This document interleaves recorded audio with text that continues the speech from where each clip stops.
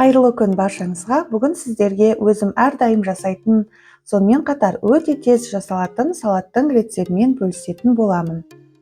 Ол үшін бізге майонез, краб, кукуруз, сыр және піскен жұмыртқа мен қияр қажет болады. Ең алдымен қиярды жақсылап жуып, осылайша ірілеу етіп турап аламыз. Пышақпен турасаңыздар да болады. Мен сәнді көріну үшін осылай бұйра етіп турап алдым.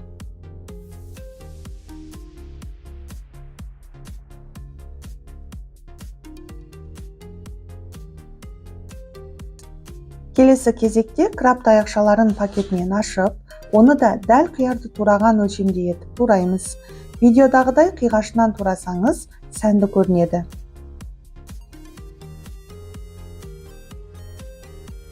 Келесі кішкене сырдан да тура солай турап қосамыз.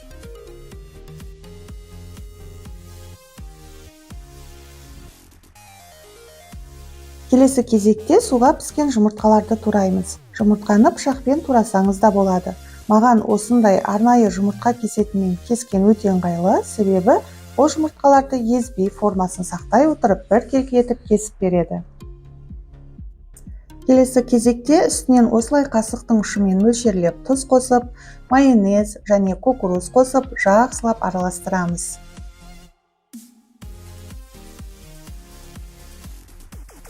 Мен бұл видеода тек жаңағы ингредиенттердің тек жартысынан ғана жасадым. Жарты пачка краб, 2 жұмыртқа, 1 ұзын қияр, кішкене сыр және кукуруз қостым. Негізінде 1 пачка крабтан шамамен 4 тарелка салат шығады. Ол кезде жаңағы ингредиенттерді 2 еселеп қосасыздар.